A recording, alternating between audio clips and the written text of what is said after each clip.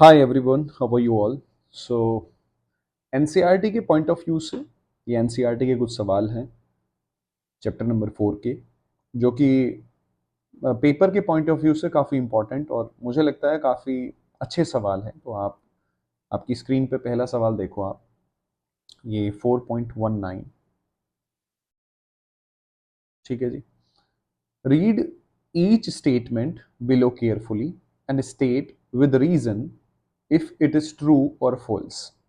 तो पहले स्टेटमेंट की अपन बात करते हैं, क्योंकि सवाल तो क्या होगा स्टेटमेंट वाइज आएगा, तो ये कुल मिला के स्टेटमेंट का सवाल है। तो पहला आप स्टेटमेंट पढ़ो, ट्रू और फॉल्स भी तो आता है ना अपने नीट में। The net acceleration of particle in circular motion, net acceleration of particle in circular motion की क्या दी है कीवर्ड, सर्कुलर मोशन। ना तो इसने ये बताया यूनिफॉर्म है, ना इसने ये बताया कि नॉन यूनिफॉर्म यूसीएम है या फिर यूसीएम है। ठीक है, नॉन यूनिफॉर्म या यूनिफॉर्म कुछ नहीं बताया उसने, खाली कीवर्ड क्या दिया, सर्कुलर मोशन दिया। Is always along the radius of the circle, यानी कि वो कह रहा है कि हमेशा ऐसे होगा। हमेशा इधर आपको भी पता है इसके पास एक ये सेंट्रीपिटल होता है एक्सेलरेशन और एक ये टेंजेंशियल। अगर जनरल बात करो तो जब ये जीरो होगा तो बोलते हैं हम, खाली अगर एसी है तो इसको बोलते हैं हम UCM, uniform circular motion, otherwise non uniform. तो ये स्पेसिफिकली इधर की तरफ नेट एक्सेलेरेशन तभी होगा जब तुम्हारा, यानी कि A net is the combination of A C बच्चे प्लस ए टी, समझते रहो। ये जीरो होगा तभी ये ए सी होगा, यानी कि तभी ये अलोंग द रेडियस वेक्टर होगा, अदरवाइज नहीं होगा। तो इसलिए ऑप्शन ए ये, और मतलब पहला स्टेटमेंट तुम्हारा जो ए पार्ट दे रखा है ये रॉन्ग स्टेटमेंट है। कैसा स्टेटमेंट है जी ये, रॉन्ग स्टेटमेंट। अगले पे चलते हैं जी, अगले की बात करते हैं, बी वाले की। देखो बच्चे, बी वाले पे चलो, बी को पढ़ो। The velocity vector of a particle at a point is always along the tangent to the path. बिल्कुल सही बात है, मान लो जी ये है, और मुझे यहाँ पे ए पॉइंट पे वेलोसिटी, तो मैं अलोंग द टेंजेंट इस बी पॉइंट पे, सो बी बी। तो ये बात तो बिल्कुल सही है, थियोरेटिकल पॉइंट है। सी वाले पे आ जाते हैं हम। The acceleration vector of a particle in a uniform circular motion. अब की बार कीवर्ड दे दिया यूसीएम। यूनिफॉर्म सर्कुलर मोशन में एक्सेलरेशन टुवर्ड्स द सेंटर होता है, तो ये हो गया। ठीक है जी। यूनिफॉर्म सर्कुलर मोशन का मतलब होता है जो वेलोसिटी है, यानी कि ये तो वी वेक्टर हुआ, लेकिन अगर मैं इसके मैग्नीट्यूड की बात करूं तो क्या रहेगा, कांस्टेंट। कांस्टेंट क्यों रहेगा, क्योंकि यहाँ पे टेंजेंशियल क्या होता है, एक्सेलरेशन जीरो। तो यानी कि यूनिफॉर्म सर्कुलर मोशन में स्पीड क्या रहती है, कांस्टेंट। अब ये कह रहा है आपसे circular motion average over one cycle is null vector, average. So a average, average acceleration कैसे निकालते हैं आप, delta v by delta t. और ये क्या कह रहा है, over one cycle v final minus v initial divide by delta t. जब ये वापस घूम के, ऐसे घूम के वापस यहीं आ जाएगा, तो अगेन वेलोसिटी इधर ही होगी, इनिशियल और फाइनल, और मैग्नीट्यूड तो वी ही है, यानी कि v minus v divide by delta t will be equals to zero. यानी कि ए एवरेज तुम्हारा हो गया नल वेक्टर। कैसा है तुम्हारा, नल वेक्टर, इसीलिए सी विल बी तुम्हारा ट्रू। डन है जी। चलें जी आगे चलो। अब क्वेश्चन नंबर 4.21 आप देखो। 4.21 आपसे कह रहा है, अगर आप सवाल को पढ़ो तो सवाल क्या कह रहा है ये, कि एक पार्टिकल है स्टार्ट फ्रॉम रेस्ट, ठीक है, और ओरिजिन से स्टार्ट हो रहा है T is equal to zero से, with the velocity of 10 J cap metre पर सेकेंड। ठीक है, moves in X Y plane, ठीक है, विद कांस्टेंट एक्सेलरेशन। तो जो जो इन्फॉर्मेशन मुझे पता है, वेलोसिटी, इनिशियल वेलोसिटी कहाँ है इसकी बच्चे, 10 जे कैप, यानी कि वाई में चल रहा है। ठीक है, यू वाई गिवन है आपको, यू एक्स में क्या है तुम्हारी जीरो, कुछ नहीं है इधर। फिर तुम्हारा क्या कह रहा है ये, एक्सेलरेशन इसका कांस्टेंट है, यानी कि मैं इक्वेशन ऑफ मोशन का इस्तेमाल कर सकता हूँ, 8 आई कैप प्लस 2 जे कैप। ये एक्सेलरेशन ए एक्स कितना दे दिया तुम्हें, 8, और ए वाई कितना दे दिया तुम्हें 2। फिर क्या कह रहा है ये तुम्हें, हाँ ठीक है, अब ऑप्शन ए पढ़ो। At what time is x coordinate of particle is 16 metre. तो पहले एक्स के हिसाब से इक्वेशन ऑफ मोशन लगाओ, x is equal to u x t plus half a x t square. आप अलग अलग भी इस्तेमाल कर सकते हो, कोई दिक्कत वाली बात नहीं है। इक्वेशन ऑफ मोशन क्योंकि एक्सेलरेशन कांस्टेंट है, मुझे उससे मतलब है। तो ये 16, ये इनिशियल तो क्या होगी 0 प्लस हाफ एक्सेलरेशन ए एक्स कितना हो गया 8 इंटू टी स्क्वायर, 2 से ये कट गया 4 आ गया, यानी कि t square will be equal to 16। तो ये 4 आ गया, यानी कि 4 टी कितना आ गया बच्चे तुम्हारा 2 सेकेंड। डन है। अब बी ऑप्शन पे आ जाओ। बी ऑप्शन क्या कह रहा है तुम्हें, what is the Y coordinate of particle at that time, यानी कि Y will be equals to U I T plus half A Y T square. U I कितना है तुम्हें ऑलरेडी गिवन है 10, टाइम यानी कि उस 2 सेकेंड पे, उस टाइम पे पूछ रहा है जब वो 16 मीटर है, यानी कि 2 सेकेंड पे उसका कोऑर्डिनेट पूछ रहा है, प्लस हाफ इंटू ए वाई बोले तो कितना आ जाएगा जी 2 इंटू 4, कट गया, यानी कि 24 मीटर। डन है। अब ऑप्शन नंबर, ये सॉरी, ऑप्शन सी की बात कर लेते हैं। सी क्या है, ए हो गया बी हो गया, ए भी नहीं, इसने ए वाले में ही ये दो बातें पूछ रखी थी, सॉरी ये बी वाला है, मतलब ठीक है चलो सी बना देते हैं। What is the speed of particle at that time. देखो तुम्हारा यू एक्स क्या हो जाएगा, sorry v x is equal to u x plus a x t, ये तो 0 प्लस ए एक्स कितना हुआ बच्चे 8 इंटू 2, यानी कि हो गया 16 मीटर पर सेकेंड। तो तुम्हारा वी एक्स आ गया आफ्टर 2 सेकेंड। अब सिमिलरली वी वाई निकाल लो, U Y plus A Y T. U Y 10 दे रखा है, प्लस एक्सेलेशन 2 है गुना 2, तो ये कितना हो गया 14 मीटर पर सेकेंड, यानी कि स्पीड कितनी आ गई v x 16 i cap plus 14 j cap. आपको इसका मैग्नीट्यूड निकालना है, तो मैग्नीट्यूड क्या हो जाएगा 16 का स्क्वायर प्लस 14 का स्क्वायर। फिर आप इसको फर्दर सॉल्व कर लेंगे। आई होप कि आपकी बात समझ में आई होगी। अगला सवाल देखो जी, टाइम ज़्यादा वेस्ट नहीं करते हैं अपन, तुरंत फास्ट सॉल्व करते हैं। 4.22 को पढ़ो एक बार, आपकी स्क्रीन पे सवाल है। तो सवाल कह रहा है कि I cap J cap are the unit vector along X axis Y axis respectively, what is the magnitude of the direction of vectors I cap plus J cap. देखो I cap plus J cap ये vector दे दिए, I cap minus J cap, इस आपसे क्या पूछ लिया, इसका मैग्नीट्यूड पूछ लिया। What is the magnitude and direction of vectors. देखो डायरेक्शन, अगर ये कोई वेक्टर है, लेट्स सपोज इसको मैं ए वेक्टर लिख लूँ, ये गिवन है बी वेक्टर, अगर मैं डायरेक्शन की बात करूँ तो ए कैप से पता चलेगी, और ए कैप क्या होगा ये होगा, यानी कि I cap plus J cap divide by इसका मैग्नीट्यूड कितना होगा √2। तो ये डायरेक्शन होगी और मैग्नीट्यूड √2। सिमिलरली इसकी direction I cap minus J cap divide by magnitude तो सेम रहने वाला है। डन है, क्या रहने वाला है सेम। और क्या पूछ रहा है, what are the component of a vector A along the direction. एक का मैं निकाल के बता देता हूँ, दूसरा आप खुद समझ लेना, ये बड़ा फेमस, और ये एनसीईआरटी में बोल्ड लेटर से लिखने का मतलब वेक्टर होता है। ए को देखो बोल्ड लेटर में लिख रखा है ना, तो ये मतलब वेक्टर ही लिख रखा है। 3 जे कैप किसकी डायरेक्शन में, along direction I cap plus J cap, ये निकालना है, यानी कि ये बच्चे ए वेक्टर हो गया, और ये मैंने मान लिया कोई बी वेक्टर, ये तो पढ़ते हैं हम, यानी कि ए का कंपोनेंट निकालना है आपको किसकी तरफ, बी की तरफ, यानी कि ये कंपोनेंट क्या बना तुम्हारा ए कॉस थीटा। तो अब आप मुझे एक बात बताओ, इसको लिखोगे तो कैसे लिखोगे कंपोनेंट, यानी कि ये जो इसके पैरेलल है, तो ए पैरेलल कैसे लिखोगे आप, मैग्नीट्यूड, तो आपको मैग्नीट्यूड पता होना चाहिए वेक्टर का, इनटू डायरेक्शन, डायरेक्शन कहाँ से मिलेगी इधर किसकी तरफ है, बी वेक्टर की तरफ है, तो बी कैप से डायरेक्शन मिल जाएगी। ए कॉस थीटा को कैसे लिख सकते हो आप, A vector dot B vector divide by B into B cap, ये कैसे लिख दिया भाई, ए डॉट बी क्या होगा ए बी कॉस थीटा, भाई ए डॉट बी क्या आएगा ए बी कॉस थीटा, और मैंने बी से डिवाइड कर दिया तो ए कॉस थीटा बन गया ना वापस, समझ रहे हैं आप। तो अब ये ए डॉट बी अब तो करना आसान है, ए डॉट बी कर लो 2 + 3 5, भाई 2 × 1 3 × 1, डॉट प्रोडक्ट ऐसे ही करते हैं ना डिवाइड, इसका मैग्नीट्यूड कितना आ जाएगा जी √2 इंटू बी कैप, यानी कि I cap plus J cap divide by √2, यानी कि आपका आंसर आया 5/2 I cap plus J cap. Similarly आप किसके लिए अटेम्प्ट करेंगे, I cap minus J cap के लिए। आसान सवाल था ये, थोड़ा सा वेक्टर से रिलेटेड सवाल हो गया। क्वेश्चन नंबर 4.23 को देखते हैं अपन।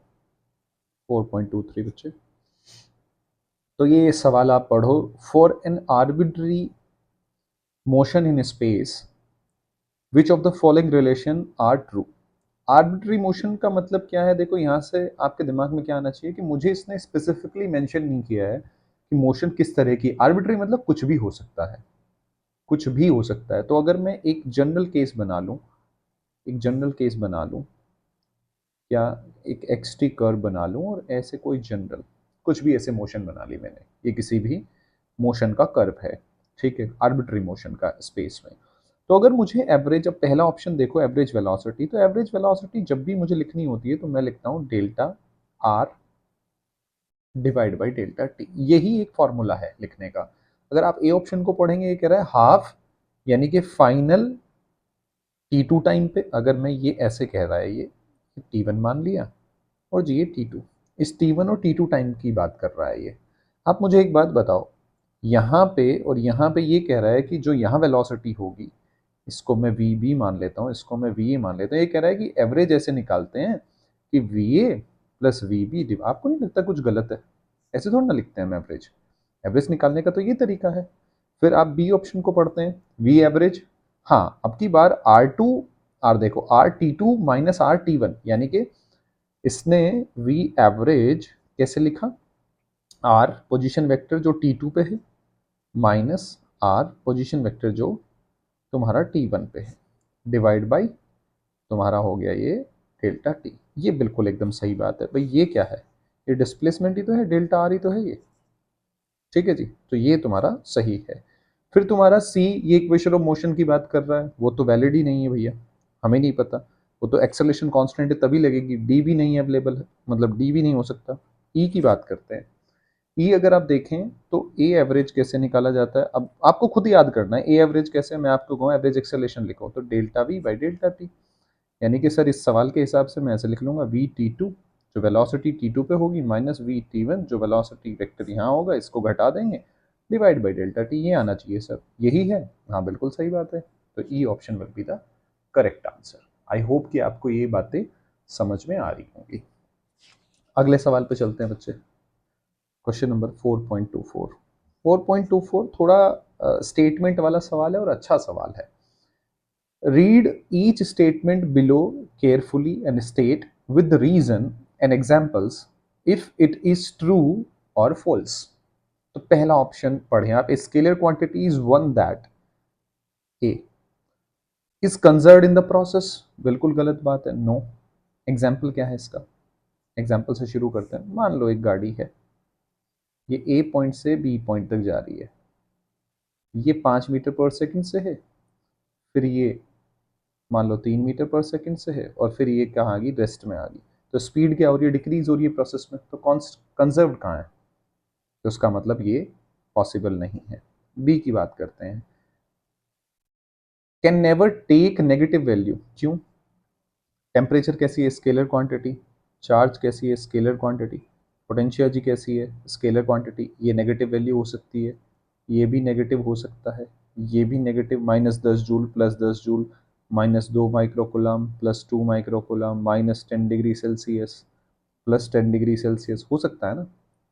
सी, तो ये भी पॉसिबल नहीं है, ये भी नो आ जाएगा। अगला, मस्ट बी डायमेंशनलेस। अरे भाई डायमेंशनलेस कैसे, स्पीड की बात करें कैसी है, मीटर पर सेकंड, डायमेंशन है तो सही, तो ये भी नो हो जाएगा। डी, डी तुम्हारा आ गया क्या बच्चे, does not very from one point two another in space. Pressure की बात कर लो आप, प्रेशर कैसी है, स्केलर क्वांटिटी है, और ये कैसी, तुम्हारा वेरी करता है एक प्लेस से दूसरे प्लेस पे, ठीक है। टेम्परेचर है वो भी वेरी करता है। E, has the same value for observer, तो ये भी नो हो गया। Has the same value, no मतलब फॉल्स, ये भी फॉल्स, ये भी फॉल्स, ये भी फॉल्स, ये भी फॉल्स, सब फॉल्स है। Has the same value for the observers with different orientation of axis. बिल्कुल सही बात है, यस। जैसे आप मास की बात करें, क्योंकि 5 kg डायरेक्शन तो होती नहीं है, तो आप कहने का मतलब ये एक्स से वाई है, मैं ओरिएंटेशन चेंज कर दूं ऐसे एक्स डैश वाई डैश, तो आप किसी भी फ्रेम में, और ये जो ऑब्जेक्ट है ये मान लो 5 kg का है, तो ये 5 kg का ही रहेगा, चाहे आप ये वाला एक्सिस चूज करें चाहे आप ये वाला एक्सिस चूज करें, इट डजेंट मैटर। क्या आप मेरी बात समझ पा रहे हैं? तो ओरिएंटेशन एक्सिस के चेंज करने से स्केलर क्वांटिटी चेंज नहीं होती। आई होप कि आपको ये बात समझ में आई होगी। अब अगला सवाल 4.25, ये थोड़ा सा अच्छा सवाल है, ये कुछ ही सवाल मैंने दिए हैं। ये अच्छा सवाल क्यों है? लैंग्वेज का सवाल है। आप पढ़ो, an aircraft is flying at a height of 3400 metre from the ground. कुछ इस तरीके से है। कितना जी? 3400 मीटर। और प्लेन क्या है तुम्हारा? ये ऐसे उड़ रहा है। अब ये क्या कह रहा है आपसे कि if the angle subtended at a ground, ये लैंग्वेज का सवाल है, मैं पहले ही बता रहा हूँ। अगली लाइन बड़ी इंपॉर्टेंट है। इफ द एंगल सब, आधे बच्चों से डायग्राम नहीं बनेगा, मैं लिख के दे रहा हूँ। If the angle subtended at a ground observation point, ground observation point पे जो एंगल बन रहा है बाई एयरक्राफ्ट, एयरक्राफ्ट के द्वारा, इसके द्वारा एयरक्राफ्ट पोजीशंस, एयरक्राफ्ट की पोजीशंस 10 सेकंड अपार्ट, यानी कि 10 सेकंड अपार्ट, एक पोजीशन ये है एक पोजीशन ये है, ये 10 सेकंड दे दिया, और ये जो पोजीशंस हैं ये एंगल बना रही है 30 डिग्री। ये बहुत सारे बच्चे गलत कर देते हैं। तो ये कितना हुआ तुम्हारा? 15 डिग्री। अब आपको स्पीड बतानी है, यहाँ से यहाँ तक पहुँचने का टाइम पता चल गया। अगर ये डिस्टेंस पता चल जाए तो स्पीड क्या होती है जी? स्पीड होता है तुम्हारा डिस्टेंस अपॉन टाइम। अरे है कि नहीं बच्चे? अरे मानते हो मेरी बात? नहीं मानते हो? Speed upon, speed is equal to distance upon time. Distance निकाल लो, ये निकाल लो, उसका 2 गुना कर दूंगा, तो ये ट्राइंगल तुम्हें दिख ही रहा है। तो मैं यहाँ से लिखता हूँ 10 15 will be equals to P perpendicular on base, base तुम्हें पता ही है 3400, यानी कि डी आ गया तुम्हारा 3400 10 15। अब कई बार 10 15 या तो गिवन करे, गिवन देगा आपको वैल्यू, नहीं है तो आपको निकालनी तो आती है, थोड़ी सी मेहनत करनी पड़ेगी। फास्ट 45 माइनस 30 लिख लो, यानी कि 1045 minus 1030 divide by 1 plus 1045 into 1030। Done है। ये कितना हो जाएगा जी? 1 - 1/√3 डिवाइड बाई 1 + 1/√3, यानी कि आ गया √3 - 1 अपॉन √3 + 1। ठीक है, रेशनलाइज कर लो, तो √3 - 1 की ऊपर नीचे मल्टीप्लाई करोगे तो ऊपर √3 - 1 का स्क्वायर बन जाएगा अपॉन √3 इसका होल स्क्वायर -1 का स्क्वायर। तो ये कितना हो जाएगा? ऊपर का ब्रैकेट ओपन करो, तो 3 + 1 - 2√3 डिवाइड बाई ये हो जाएगा 2। तो ये फाइनली आ गया तुम्हारा 4 - 2 इंटू √3 1.73 डिवाइड बाई 2। ये हो गया तुम्हारा 4 - 3.46 डिवाइड बाई 2, यानी कि 0.54 डिवाइड बाई 2, यानी कि 0.27। अब थोड़ी कैलकुलेशन तो भैया फास्ट होनी चाहिए। तो अब तुम्हारा ये टोटल डिस्टेंस कितना हो जाएगा? ये 2d के बराबर है, डिवाइड बाई 10, यानी कि 2 इंटू डी कितना आ गया जी तुम्हारा? 3400 इंटू 0.27 डिवाइड बाई 10, ये तुम्हारी आ गई स्पीड। थोड़ा कैलकुलेशन करेंगे तो ये तुम्हारा आ गया 68 इंटू 2.7, अप्रॉक्सीमेटली 182 मीटर पर सेकेंड। आई होप कि आपको ये सवाल समझ में आया होगा। ये अच्छा सवाल है, मतलब तरह से देखा जाए तो। एक और सवाल जो मुझे इस चैप्टर का थोड़ा सा अच्छा सवाल लगा, वो भी मैं आपके साथ 4.10, वो भी मैं आपके साथ डिस्कस कर लेता हूँ। ये कह रहा है, आप स्क्रीन पे पढ़ सकते हैं, on an open ground A motorist follows a track that turns to his left by an angle of 60 degree after every 500 meter. Starting from the given turn, specify the displacement of the motorist at the third, sixth, eighth turn. ठीक है, compare the magnitude of displacement and total path length. ठीक है, वो मैं एक ही section आपको इसका बताता हूँ। बस ये कह रहा है आपको कि ये वाला मोटरसाइकिल वाला है, ये 500 मीटर चला, और 60 डिग्री का टर्न लेता है। अगर ये 60 डिग्री के टर्न लेगा तो आपको भी पता है ये क्या बनने वाला है, हेक्सागन बनने वाला है। ये ऐसे मैं 6 टर्न बना देता हूँ। लेट्स सपोज मैं 8 टर्न के बारे में बात करता हूँ, तो 6 टर्न तो यहाँ आ गए, 6 टर्न के बाद वो 7वां ऐसे चला और 8वां ये चला, फाइनली यहाँ पहुँच गया। यानी कि ये तुम्हारी इनिशियल पोजीशन थी, ये फाइनल। 8th टर्न पे ये तुम्हें पता ही है, अगर ये ए है, ये ए है, ये ए है, तो ये कितना हो जाएगा, √3 है, याद रखना है। तो तुम्हारा डिस्प्लेसमेंट कितना आया, will be equals to 500√3 after 8th turn. और डिस्टेंस कितना चला, डिस्टेंस हो गया तुम्हारे पास 500 इंटू 8 टोटल पाथ लेंथ। ठीक है, तो अब ये चीज़ें आई होप कि आपको समझ में आई होगी। भाई ये पहला 60 डिग्री टर्न लिया, 60 डिग्री का मतलब है ये ऐसे 60 डिग्री लिया, फिर 60 डिग्री, फिर 60 डिग्री, फिर 60 डिग्री, ऐसे करके तो 6 टर्न लेगा वो। 6 टर्न में हेक्सागन हो जाएगा। अब वो कह रहा है 8 टर्न पे बताना है। 6 टर्न पे तो क्या हो जाएगा, डिस्प्लेसमेंट 0 हो जाएगा। 3 टर्न, 1 2 3, 3 टर्न पे कितना हो जाएगा डिस्प्लेसमेंट, 2a। तो ये चीज़ें आपको पता होनी चाहिए। भाई ये क्या है, 2a है, नहीं है? तो आपको वो हर एक इन्फॉर्मेशन मैंने बताने की कोशिश करी। ये भी मुझे एक थोड़ा सा अच्छा सवाल लगा यहाँ से। तो आई होप कि आपको ये एनसीईआरटी के कुछ सवाल समझ में आए हों। और ठीक है, बहुत सारी चीज़ें हम डिस्कस करते रहेंगे। अभी तो मुझे अपन ने सिलेबस थोड़ा स्टार्ट कर रखा है, काइनेमेटिक्स के मैंने वीडियोस शुरू कर रखे हैं, तो अपन ज़्यादा फोकस्ड उधर रहेंगे। सिलेबस पूरा करना है अपने ने अगस्त तक। ठीक है, मिलते हैं जी। पढ़ते रहें, मुस्कुराते रहें और डरे मत बिल्कुल भी। मैं ये कहूँगा लास्ट मोमेंट चल रहा है, चिल रहो थोड़ा, पैनिक मत करो। ये नहीं याद है, वो नहीं याद है। पेपर में अगर आपने सच में ईमानदारी से मेहनत करी है 2 साल, तो आपको पेपर में बैठ के सब याद आ जाएगा। और जो होता है सब अच्छे के लिए होता है, और बस आप काम करते रहो यार। ठीक है, काम करोगे तो कुछ मिल जाएगा, काम नहीं करोगे तो चांसेस तुम्हें पता ही है, डिक्रीज ही होते हैं। बाय, नेक्स्ट वीडियो मिलते हैं।